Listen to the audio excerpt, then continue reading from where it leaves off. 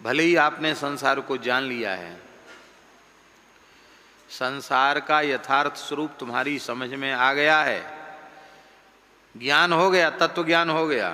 ध्यान में, एक बहुत ऊंची बात है, तत्व ज्ञान होने के बाद भी यदि राम कहत चल राम कहत चल भाई रे, तत्व ज्ञान होने के अनंतर भी यदि तूने निरंतर नाम जप नहीं किया तो ये संसार रूपी राजा, इसके काम क्रोध लोभ मदमोह रूपी सिपाही, तू भले ही ज्ञानी ध्यानी नागा निर्माणी बना रहे, घसीट करके तुझे ले आएंगे और संसार की बेगार में लगा देंगे।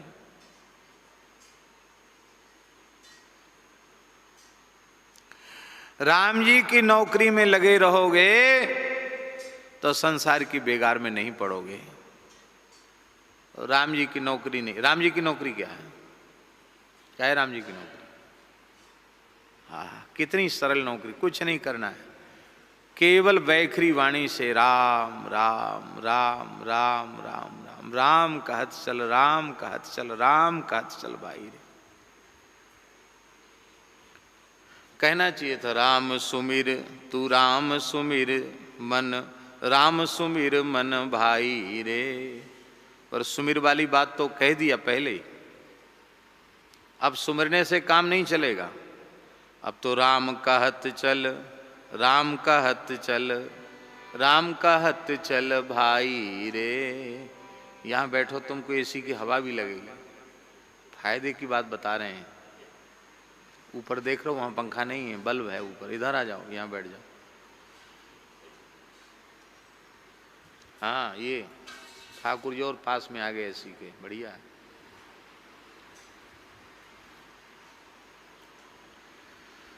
क्या प्यारी बात है। वैखरी वाणी से उच्चारण करते चलो। स्मरण तो भीतर से हो गई, पर तुम कीर्तन करते चलो, उच्चारण करो। कीर्तन क्या है? उच्चैर भाषा तो कीर्तनम, अमर कोश में लिखा है। उच्च स्वर से उच्चारण करने का नाम है कीर्तन। और इसी कीर्तन में सम उपसर्ग लग जाता है, तो सम उपसर्ग लगने से क्या बन जाता है? संकीर्तन। अब सम और कीर्तन है तो मकार का तो हो गया अनुस्वार। अब अनुस्वार का उच्चारण कैसा किया जाएगा? यहाँ बोलो जय नारायण दास हैं। हाँ, अकार का मकार का अनुस्वार का उच्चारण कैसा किया जाएगा? नकार के जैसा किया जाएगा, क्योंकि रंग वर्णम प्रयुंजीयान नग्रसेत पूर्व अक्षरम, महर्षि पाणिनि ने कहा। रंग वर्ण माने अनुस्वार का प्रयोग परवर्ती वर्ण के अनुसार किया जाना चाहिए। तो पर में क्या है? कवर्ग है, का है ना कीर्तन का, इसलिए अनुस्वार का उच्चारण नकार के जैसा होगा, क्योंकि कवर्ग में अंतिम अक्षर क्या है? गा, काका गाघा गा, अंगा नहीं गा, काखा गाघा गा। तो संकीर्तन शब्द बन गया। हम आप उच्च स्वर से गा रहे हैं, ये हो गया कीर्तन। और उच्च स्वर से गाते समय हमारे नेत्रों से आंसुओं की झड़ी लग गई, शरीर में रोमांच हो गया, हृदय भर आया, प्रेम के मारे छाती फटने सी लगी, ऐसी प्रेम की विह्वलता व्याकुलता हो गई, और उस समय जो कीर्तन किया गया वो हो गया संकीर्तन। कीर्तन करते करते कभी न कभी संकीर्तन शुरू हो जाएगा। कीर्तन करते चलो। उच्च स्वर से उच्चारण की बात क्यों कर रहे हैं गोस्वामी तुलसीदास जी? इसलिए कर रहे हैं क्योंकि हमारे यहाँ साधुओं में कहते हैं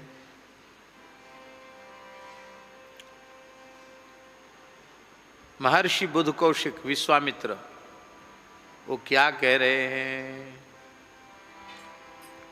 बहुत प्रसिद्ध श्लोक है, आप सबको कंठस्थ है, आप बोल नहीं रहे हो, याद नहीं आ रही आपको। स्मरण करो कौन सा श्लोक है। भर्जनम भवबीजानामर्जनम सुख संपदाम तर्जनम यमदूतानाम राम रामेति गर्जनम। गर्जनम किम उच्चस्वरेण वैखरी वाण्या उच्चारणम। वैखरी वाणी से उच्चारण करना, गर्जना करना। क्या होगा इससे? संसार के जो बीज है ना, भव बीज, जिन बीजों के फल भोग के लिए हम बार बार संस्कृति के चक्र में गिर रहे हैं, वो संसार में डालने वाले भव के जो बीज हैं वे भुन जाएंगे। भर्जनम भव बीजा नाम, सारे बीज ही भुन जाएंगे। तो भुने हुए बीजों को चाहे जितने बढ़िया खेत में डाल दो और भले ही अमृत से सींच दो तो भी उनमें अंकुरण होने वाला नहीं है। जो बीज भुन जाएंगे कर्म बीज, उनमें फिर अंकुरणता नहीं रहेगी। इसलिए कहत चल।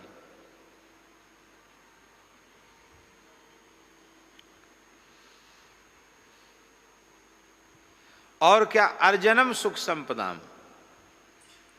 तू सुख रूपी संपत्ति का अर्जन करना चाह, सुख संपत्ति का अर्जन करना चाहता ना, जिसे तू सुख संपत्ति समझ रहा है वो सुख संपत्ति नहीं है, वो दुख और विपत्ति ही है। अज्ञान के कारण, मोह के कारण उसे तू सुख संपत्ति समझ रहा है। सुख संपत्ति नहीं है, वो तो दुख और विपत्ति ही है। इस दुख और विपत्ति से छूटने की इच्छा है और असली सुख संपत्ति प्राप्त करने की इच्छा है, तो तू श्री राम नाम की गर्जना कर।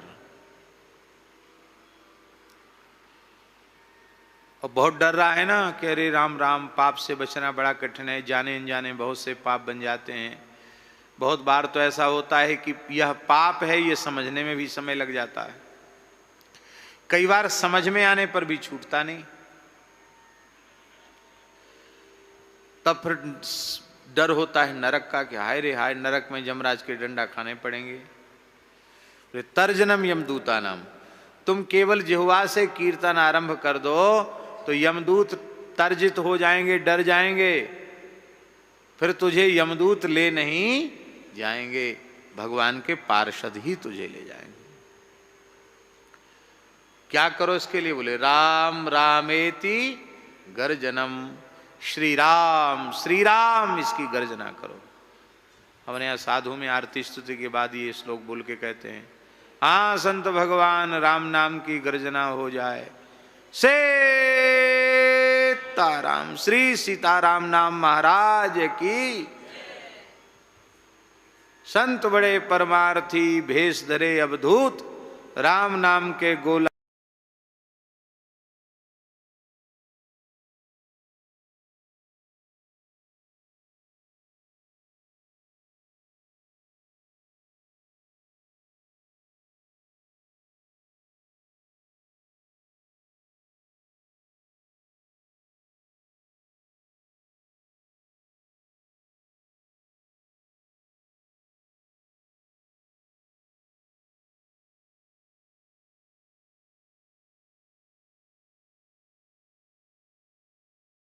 और भी बहुत से हैं, जगह जगह अलग अलग बोले जाते हैं,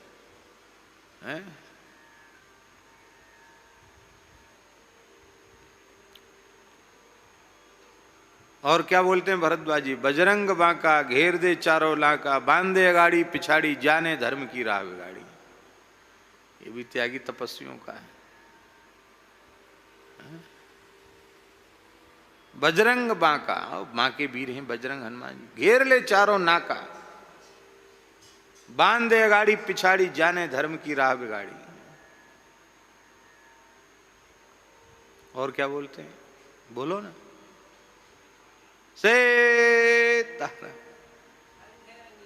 हाँ बोलने ने भरद्वाज जी संकोच कर। रंग है रंगीले का, और दशरथ के छबीले का। कुंती के पांचों का और अंजनी के अकेले का से थारा। इसका अर्थ क्या है? रंग है रंगीले का। वृंदावन के ठाकुर हमारे ब्रज बिहारी ठाकुर रंग है, रंग बड़े रंगीले ठाकुर हैं। इनका रंग है क्या कहना, सखी हो श्याम रंग रंगी। और किसका रंग है? बोले दशरथ के छबीले का। सो आनंद सिंधु सुख राशि, दशरथ के छबीले का रंग है। और कुंती के पांचों का, क्योंकि धर्मो विवर्धत युधिष्ठिर कीर्तनेन पापम प्रणश्यति ब्रकोदर कीर्तनेन शत्रुर्विनश्यति धनंजय कीर्तनेन माद्री सुतौ कथयताम न भवन्ति रोगाः। प्रातः काल उठ करके धर्मराज युधिष्ठिर का नाम लेने से धर्म की वृद्धि होती है। भीमसेन का नाम लेने से पाप नष्ट हो जाते हैं। धनंजय का नाम लेने से शत्रु नष्ट हो जाते हैं। ये खुश हो रहा है, कम से कम इस बहाने हमारा नाम तो लेते हैं लोग। धनंजय नाम लेने से शत्रु नष्ट हो जाते हैं। और माद्री सुत माने नकुल सहदेव, इनका नाम लेने से शरीर आदि व्याधि से रहित हो जाता है। माद्री सुतौ कथयताम न भवन्ति रोगा। इसलिए कुंती के पांचों का, लेकिन अंजनी के, हनुमान जी का रंग भी अद्भुत, हनुमान जी की छवि भी अद्भुत, और युधिष्ठिर का धर्म हनुमान जी में। हनुमान जी का नाम लेने से धर्म भी बढ़ेगा, हनुमान जी का नाम लेने से पाप भी नष्ट हो जाएंगे। कह तुलसीदास बस जासु उर मारुत सुत मूरति बिकट संताप पाप तेहि पुरुष पही सपने हु नहीं आवत निकट। स्वर्ण शैल संकास कोटि रवि तरुण तेज घन उर विशाल भुज दंड चंड नक वज्र वज्रतन पिंग नयन भ्रकुटी कराल रसना दसनानन कपिस केश करकस लंगूर खल दलबल भानन। कह तुलसीदास बस जास उर मारुत सुत मूरत बिकट संताप पाप तेहि पुरुष पही सपने नहीं आवत निकट। हनुमान जी का नाम लेने से शत्रु भी नष्ट हो जाएंगे, हनुमान जी का नाम लेने से आधी व्याधि भी समाप्त हो जाएगी। संकट कटे मिटे सब पीरा अथवा नासे रोग हरे सब पीरा जो सुमरे। इसलिए साधु में सब कहावतें ऐसी वैसी नहीं, खाली बोलते चले जाते हो, अर्थ का विचार नहीं करते हो। अंजनी के अकेले का। बोलो हनुमान जी महाराज की। ऐसे तरह तरह के दोहा बोल करके साधुओं में गर्जना करते हैं भगवान के नाम की। इसलिए राम कहत चल राम कहत चल राम कहत चल भाई रे। नाही तो भव बिगार मह पर है छूटत यति कठिनाई रे। ये बेगार क्या है? ये बेगार जो है ना, एक बड़ा पुराना शब्द है। हमारे इस देश में मुगल काल में और अंग्रेजी शासन काल में ये कुरीति मानव समाज में आई, लोक में आई। ये कुरीति, ये बड़ी भारी कुरीति है और बहुत क्रूरता है। बुरा नहीं मानना, मानो तो मान जाओ, उसकी भी कोई परवाह नहीं। आज यंत्र का युग है, मशीन का युग है। हजारों लोग जिस काम में लगते थे, अब बहुत थोड़े लोग मिलकर के वो काम केवल मशीनों के माध्यम से कर लेते हैं। जिस जमाने में यंत्र का युग नहीं था, उस जमाने में पहाड़ों की चोटियों पर किले बनाए गए। कैसे? तो बड़ी बड़ी शिलाओं को चढ़ाया, इतनी मोटी मोटी सरदल, एक एक 1.5 फीट चौड़ी और 20-20, 25-25 फुट की सरदल कैसे चढ़ाई होंगी? कितने बैल लगे होंगे, ऊंट लगे होंगे, हाथी घोड़े लगे, भगवान जाने कैसे चढ़ाया होगा, क्या किया होगा। आज उन किलों की मरम्मत कराने का धन सरकार के पास नहीं है। नया बनाने की बात तो छोड़ दो, मरम्मत नहीं कराई जा सकती। इतने किले हैं भारतवर्ष में, खंडर हो रहे हैं, घास खड़ी है, गिर रहे हैं, चमगादड़ों का बसेरा है, भूत प्रेत रह रहे हैं, घास जमी है उन पर। आखिर ऐसा हुआ क्यों? ऐसा क्यों हुआ? ऐसा इसलिए हुआ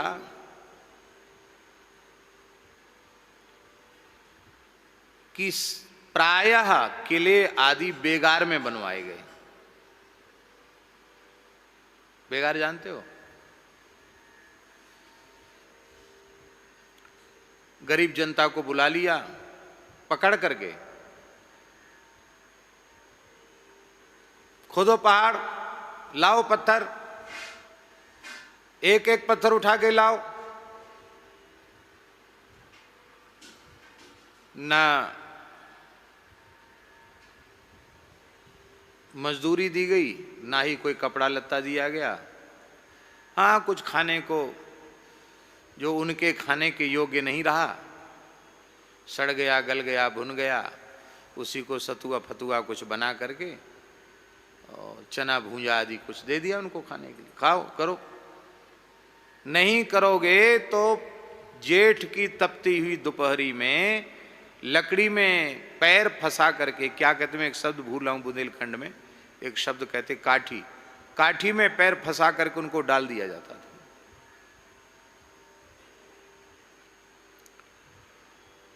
कितने लोग तड़फ कर मर जाते थे, उन पर कोई केस मुकदमा तो चलता नहीं था राजाओं पर, मर गया तो फेंक दो। इस भयंकर यातना को देख करके जो बेचारे दीनहीन गरीब होते थे, उनको वो काम करना ही पड़ता था। क्यों? नहीं करेंगे तो जी नहीं सकेंगे।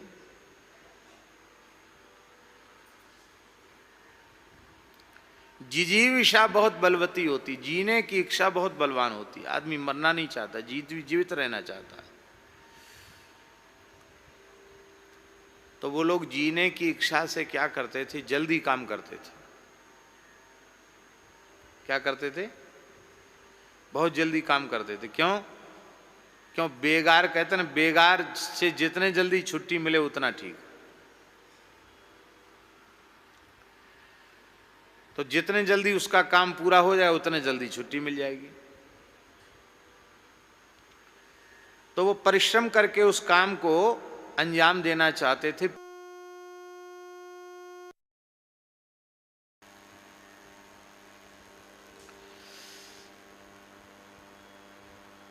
आज भगवान की दया से शायद कोई ऐसा हृदयहीन अभागी हो जो काम करा के कुछ न देना चाहता हो। ये मनुष्यता नहीं है। महात्मा तो कैसे होते हैं आपको सुनकर आश्चर्य होगा। हमारे खाकचौक स्थान के मूल पुरुष थे अनंत श्री संपन्न योगीराज परम तपस्वी श्री प्रथम पहाड़ी बाबा श्री स्वामी नरसिंहदास जी महाराज। बड़े विलक्षण महापुरुष थे। ब्रज में ही उनका जन्म हुआ था, अमरोली गांव में, जमुनापल्ली पार। ब्रजवासी थे, सनाढ़ विप्रकुल का उनका जन्म था और जन्म सिद्ध महात्मा थे। एक तो ऐसे होते हैं साधन सिद्ध और एक होते हैं जन्म, वो जन्म सिद्ध थे। एक पीपल के खोल में बैठ गए 5 वर्ष की आयु में। कितने वर्ष की आयु में? उस पीपर को कहते ब्रजवासी टूंड़ा पीपर, टूंड़ा पीपर कहते थे उसको। टूंड़ा पीपर के खोल में बाबा बैठ गए 5 वर्ष की आयु में, और 1 सप्ताह बाद बहुत खोजने पर मिले। 7 दिन तक समाधि लगा के बैठे रहे। तो 5 वर्ष का बालक असंप्रज्ञात समाधि में तो नहीं पहुंच सकता, ये तो जन्म सिद्ध ही पुरुष ऐसा कर सकते हैं। और 10 वर्ष की आयु में उन्होंने गृह त्याग कर दिया था। कितने साल की उम्र में? इतनी सी बात पर घर छोड़ दिया। बात ज्यादा कुछ नहीं थी। वे 6 भाई थे, सबसे छोटे थे पहाड़ी बाबा। उन जमानों में जल्दी विवाह हो जाते थे, 13-14 साल में ही विवाह हो जाते थे। तो बड़े भाइयों का विवाह हो गया था। बड़े भाई का विवाह हो गया तो बड़े भाई की पत्नी, जिसको भाभी कहते हैं, वो थी, वो आ गई। 1-2 भाभियाँ आ गई थी, ये तो छोटे थे और ये प्रायः ध्यान समाधि में रहते थे। तो इनकी भाभी ने 2-4 बार रोटी के लिए इनको पुकारा, इन्होंने सुना नहीं, ध्यान में थे। तो जबरदस्ती उसने, थोड़ा विनोद भी तो होता ही है घरों में, तो भाभी ने इनको झकझोरा, ध्यान भंग किया। और ध्यान भंग के क्या कि लाला जी आंख मूंदे बैठे रहोगे तो रोटी कोई ना ही खवावेगो। हाँ, अब सयाने है रहे हो, 2-4 साल पीछे ब्याह होएगो, धंधो करना पड़ेगो घर को। हाँ, आंख मूंदे कोई ना रोटी खवाए रहो, कछु काम क्यों करो, तुम्हारे पीछे हम बैठे नहीं रहेंगे रोटी खाने के, ऐसा कुछ कह दिया। तो ध्यान में उनके विक्षेप हुआ। उन्होंने कहा कि अरे हम तो अब तक यही स्वीकार करते थे कि सबको रोटी राम जी देते हैं,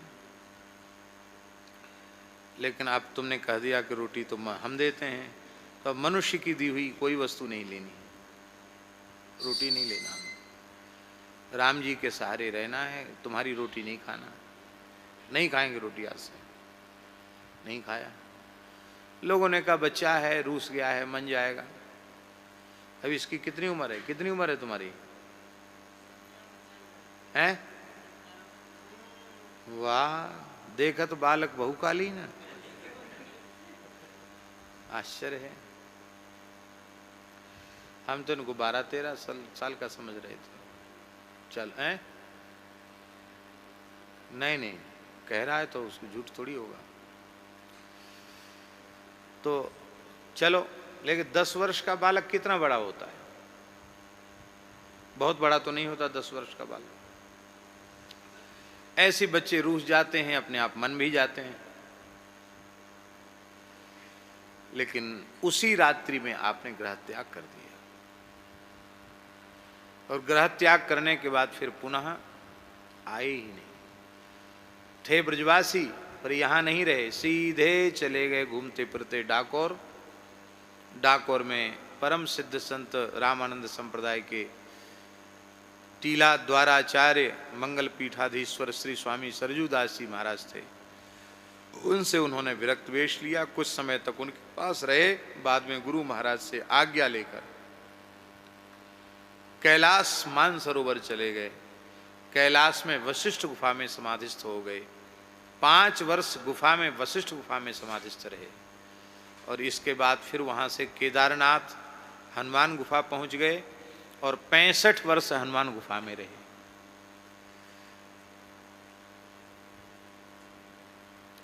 अब 200 साल से ऊपर तो उनको समाधि लिए हो गया पहाड़ी बाबा को। तो उस जमाने में कैसा होगा आप विचार करो।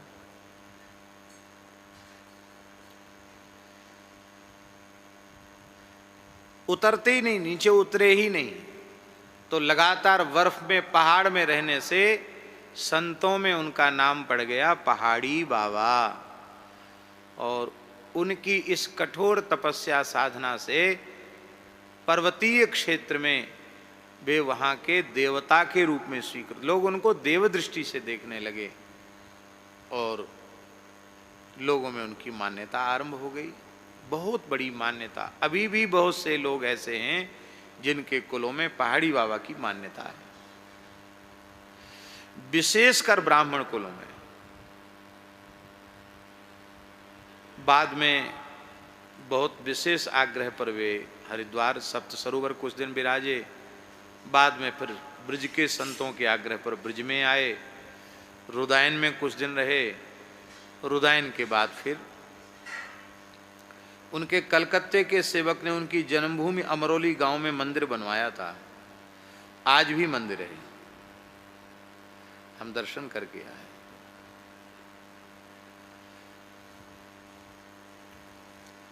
सीताराम जी का मंदिर। तो भगवान क्या कह रहे थे हम,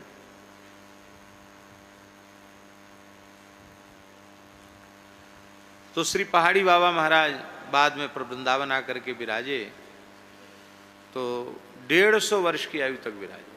कितने? और 150 वर्ष की आयु में भी वो वृद्ध नहीं थे। ऐसे नहीं थे कि अब 150 साल में खांस रहे हैं, पड़े हैं, उठाना बिठाना पड़ता है। ऐसी 150 साल की उम्र क्या वक्त किस काम की। अपने पूरे जीवन में मानव निर्मित भवन में नहीं गए, वो झोपड़ी में भी नहीं गए, वृक्ष के नीचे या हिमालय में रहे तो पर्वत की कंदरा में रहे, मैदान में आ गए तो वृक्ष के नीचे, खाक चौक में भी नीम का पेड़ था उसके नीचे विराजे रहते थे।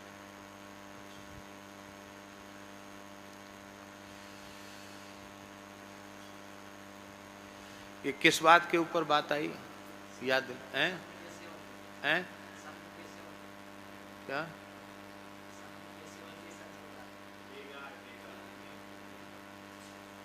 हाँ, वाह, बहुत बढ़िया बात। इन्होंने भी ठीक याद दिलाया। उनके आगे की बात उन्होंने, बेगार के ऊपर चर्चा चल रही थी। तो बाबा अपने समय में जब खाक चौक में आकर के विराजे, उनके समय में निर्माण नहीं था, मंदिर भी नहीं था, ये राम जी भी नहीं विराजे थे, मंदिर नहीं था। वो कहते थे ईंट पर ईंट नहीं रखना, रखना हो तो रोटी पे रोटी रखो, ईंट पे ईंट मत रखो। पहाड़ी बाबा को उपदेश।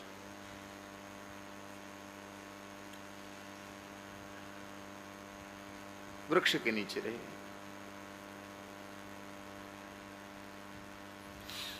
एक शालिग्राम जी हैं, हमारी सेवा में विराजमान हैं, गुरुदेव भगवान के द्वारा दिए हुए। वो मूल पुरुष के शालिग्राम जी हैं, नरसिंह भगवान।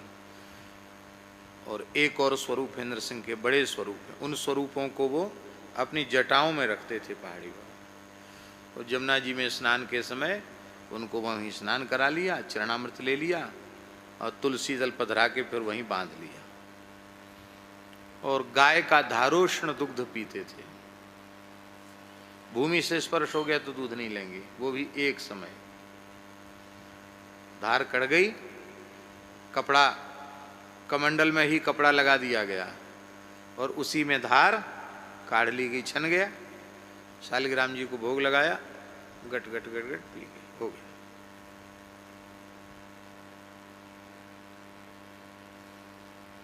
और कोई वस्तु लेते नहीं।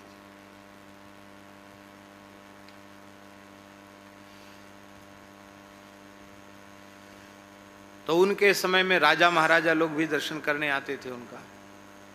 पहाड़ी क्षेत्र के तमाम राजा लोग उनको गुरु रूप में स्वीकार किए हुए थे। नेपाल महाराज भी उनके शिष्य थे। तो राजा लोग दर्शन करने आते तो वो दूर से ही साष्टांग प्रणाम करते और सोने की गिन्नियां, असरफियां भेंट करते। वो रज में ही पड़ी रहती। और कोई दिन दुखी ब्रजवासी आता, बाबा बड़े दुखी हैं, बहुत परेशान हैं बाबा, गरीबी थे। तो अपना लोहे की चिपिया ऐसे ऐसे घुमाई, उसके भाग्य से कोई सोने की असरफी गिन्नी निकली तो ऐसे फेंक देते थे, ले जा। उन्हें क्या करना, कोई अलमारी तिजोरी थोड़ी थी। उनके एक गुरु भाई थे, उनका नाम था सीताराम दास जी। उन्होंने कहा कि बाबा साधु सेवा होती है और एक कुएं की जरूरत है, छोटी कुइया बन जाए तो अच्छा है। क्यों? क्योंकि वर्षा काल में यमुना जी के जल में मिट्टी बहुत हो जाती है, तो यमुना जी के जल से ही सब काम होता था। तो वर्षा काल में मिट्टी बहुत हो जाती है तो कम से कम उस समय कुएं के जल का प्रयोग हो जाया करेगा। तो सब संतों के आग्रह से कुआं बनाने की स्वीकृति उन्होंने अपने जीवन काल में दी। तो गांव के आते ब्रजवासी कुआ खोदवे वाले, वो काम धीरे धीरे करते और जाए वे लगते, बाबा कछु दे दे, तो बाबा चिपिया घुमाते और ऐसे गिन्नियाँ सरफियाँ चांदी के रुपया ऐसे फेंकते बालू में से, गाड़ के थोड़ी रखते थे, वैसे ही बालू में दब जाते, उठा के फेंक देते। फल मिठाई या तो सब दे देते। अब उनको पहले दिन ही जब सोने की सरफियाँ किसी को चांदी का सिक्का ऐसा मिल गया तो वो तो प्रसन्न हो गए। अब वो बहुत धीमे काम करें, बहुत धीरे धीरे जामें, एक डलिया मिट्टी निकालें, फिर फेंक के आमें, फिर बैठ जाएं, आराम से करें काम, जल्दी नहीं करें।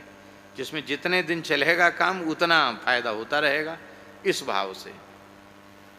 बाबा कहें बोलो मत, ब्रजवासी आनंद लेन दे, उन्हें पंगत हो तो पंगत में बैठ के खूब प्रसाद पाने। होते होते बड़े लंबे समय में बरसात आने वाली थी, बोले भले आदमी अब तो तैयार कर दो कुइया। तो खाक चौक की जो कुइया है बहुत लंबे समय में नहीं, ऐसा महाराज जी बताते थे। वो कुआ अभी भी है खाक चौक में, बड़ा मीठा बड़ा सुंदर जल है उसका। वो कुआ बना तो सीताराम दास जी महाराज ने हाथ जोड़कर कहा, उनके गुरु भाई ने जो सब संभालते थे सेवा, उन्होंने कहा कि महाराज जितनी लागत में एक बड़े से बड़ा किला बने उतनी लागत में आपने कुइया बनवाई।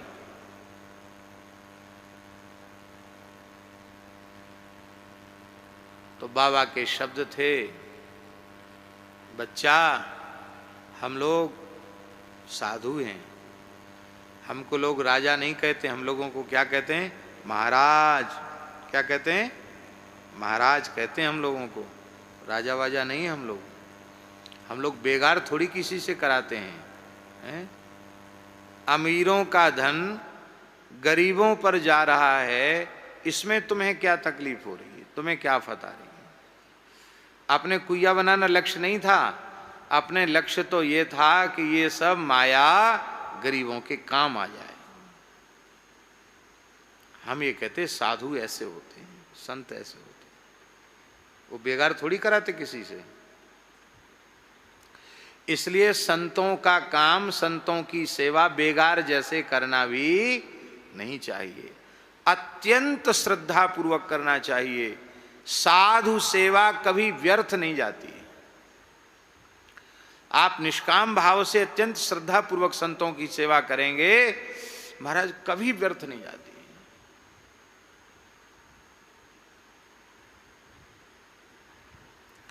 सकाम भाव से करेंगे तो भी व्यर्थ नहीं जाती।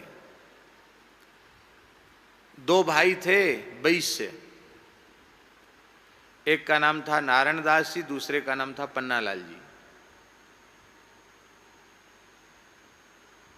अपने जमाने के बड़े अमीर थे।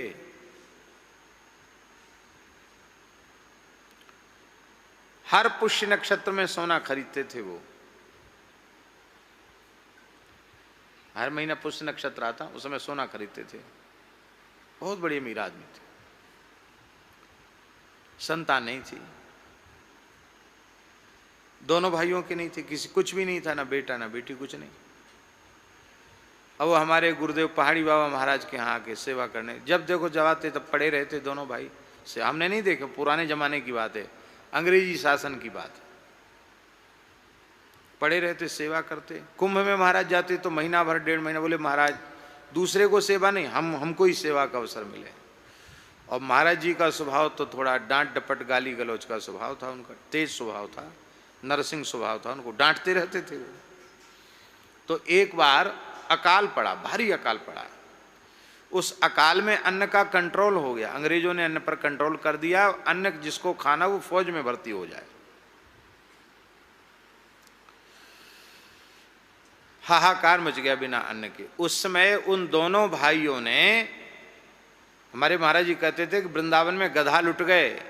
गधा लुट गए का मतलब गधे के पीठ पे लद के कहीं से अन्न आया तो अमीरों ने लूट लिए गधे, ऐसा हो गया था जमाना। ऐसी भुखमरी फैली थी। तो उस काल में उन लोगों ने, दोनों भाइयों ने कहाँ कहाँ से लाकर अन्न की व्यवस्था की और महाराज जी को कहा कि आप गरीब दीन दुखी ब्रजवासी साधु जिसको जरूरत हो उसको आप दें, कमी न करें। क्यों? इस समय विपत्ति का समय है। हम बिक जाएं, हमारा घर बार बिक जाए तो भी आप चिंता नहीं करना, बस आपका आदेश।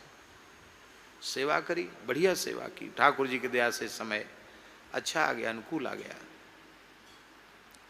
सुकाल हो गया। बहुत ध्यान से सुने, महाराज जी खुश हो गए, अन्न का कंट्रोल खत्म हो गया, पानी बरस गया बढ़िया से, सुभिक्ष हो गया।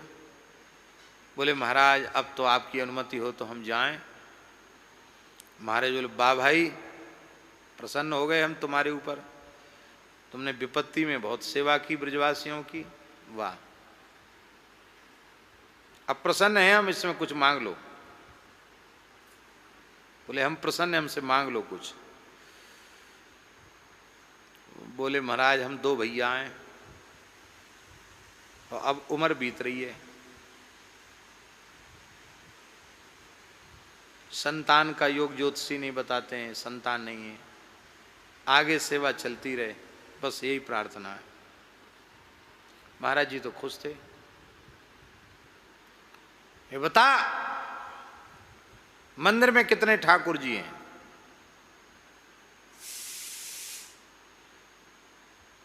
बोले महाराज 3 हैं, 3। तो बोले जा 3 होंगे। क्या कहा? जा 3 होंगे। अभी तीनों जीवित हैं। बड़े का नाम गोपाल है, उनसे छोटे का नाम रामेश्वर है, उनसे छोटे का नाम चंद्रकेतु है। महाराज जी बोले तू चूक गया, जितने लाल जी और जितने शालिग्राम जी सब गिनती करके बता देता तो उतने हो जाते। तुमने केवल 3 की गिनती करी, राम लक्ष्मण जानकी जी की, इसलिए 3 होंगे। अब दोबारा नहीं मिलेगा वरदान, मिल गए तो वाणी निकलनी थी तो निकल गई। बोल कितने ठाकुर जी हैं मंदिर में? बोले 3। बोले 3 होंगे जा।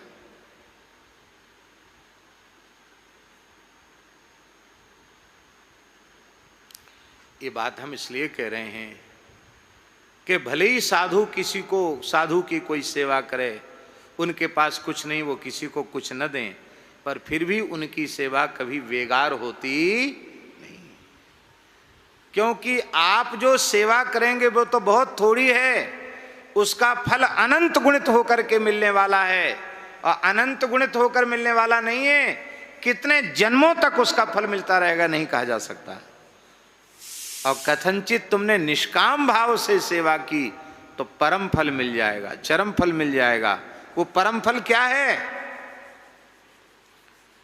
शरीर संसार से पूर्ण वैराग्य और भगवान के चरणों में पूर्ण अनुराग। ये साधु सेवा का फल यही है, शरीर संसार से वैराग्य और भगवान के चरण कमलों में अनुराग। यही इसका फल है, और कोई सबसे श्रेष्ठ फल यही है। तो साधु बेगार नहीं कराते हैं, ये बेगार मुगल शासकों ने कराई, उखड़ गए, समाप्त हो गए। उनके कुसंस्कार अंग्रेजों ने लिए, अंग्रेज खत्म हो गए, पूरी दुनिया में शासन था, खत्म हो गए। उनके कुसंस्कारों की प्रेरणा इस देश के क्षत्रियों ने, राजाओं ने ली, उनके किले समाप्त हो गए।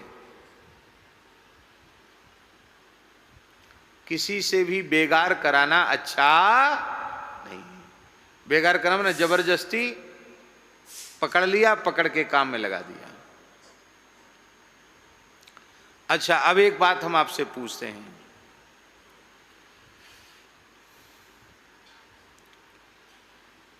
खंडेलवाल जी तो हैं राजा, मान लो, एक उदाहरण दे रहे हैं, खंडेलवाल जी हैं राजा और सज्जन जी हैं महाराजा, ठीक है।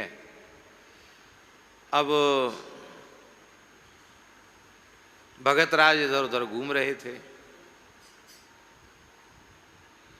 तो भगत राज को,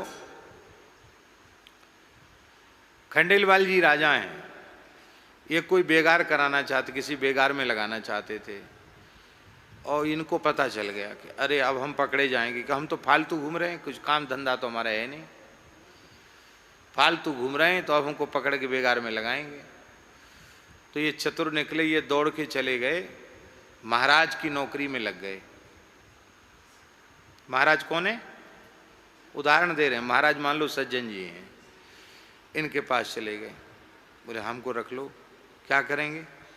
कुछ नहीं, हमको एक पैसा नहीं चाहिए, भोजन भी नहीं चाहिए, काम 24 घंटा ले लो हमसे। वाह जी वाह, बड़ा ऐसा बढ़िया सेवक मिला।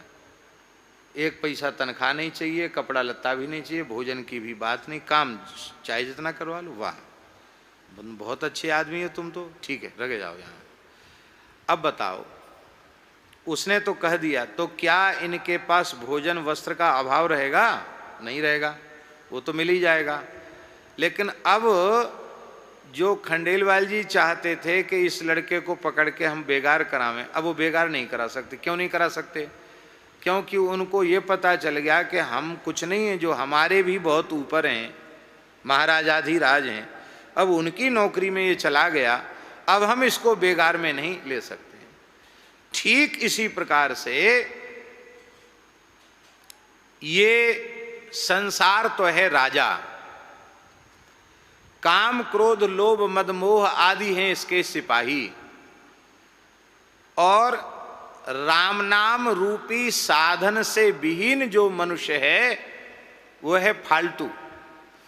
तो ये संसार उसको पकड़ के बेगारी में लगा देता है। और महाराजाधिराज श्री रघुनाथ जी की बेगार में लग गए हैं, ब्रजेंद्र नंदन श्री श्याम सुंदर की बेगार में लग गए, अर्थात उनका नाम रटने लग गए। तो अब संसार की बेगार से छुट्टी मिल जाएगी। ना ही तो भव बेगारी मह परी है, छूटत अति कठिनाई रे। कोई राजा तुझे पकड़ करके बेगार में लगाएगा तो कब तक बेगार करोगे? जब तक किला नहीं बना तब तक की ये बेगार होगी, जब तक रोड नहीं बना तब तक की बेगार होगी, जब तक बावड़ी नहीं खुदी तब तक की बेगार होगी, और काम पूरा होने पर बेगार खत्म। लेकिन इस संसार की बेगार तुम्हारी कभी खत्म होने वाली नहीं है। कितने जन्मों से बेगार कर रहे हो? ये बेगार ही है, जिसको हम कर्तव्य बुद्धि से भी कर रहे हैं ना, कि ये पत्नी के प्रति कर्तव्य, पति के प्रति कर्तव्य, ये पुत्रों के प्रति कर्तव्य, नाते रिश्तेदारों के प्रति कर्तव्य, और उन्हीं कर्तव्यों के जाल में उलझकर पूरा जीवन नष्ट हुआ है। ये सब बेगार है। और इस संसार की बेगार में कितने जन्मों से पड़े हो, अब तक छूट पाए? छूटत अति कठिनाई रे। तत्व ज्ञान होने पर संसार का रहस्य, संसार का भेद समझ में आने के बाद भी यदि तुमने राम नाम का आश्रय नहीं लिया तो ये संसार पकड़ के तुम्हें बेगार में लगा देगा, और इस बेगार से कभी छुट्टी मिलने वाली नहीं है। इसलिए राम कहत चल, राम कहत चल, राम कहत चल भाई रे। राम कहत चल, राम कहत चल, राम कहत चल भाई रे। नाही तो भव बेगार मह परी है, छूटत अति कठिनाई रे। नाही तो भव बेगार में परी है, छूटत अति कठिनाई रे। राम कहत चल, राम कहत चल, राम कहत चल भाई रे। राम कहत चल, राम कहत चल,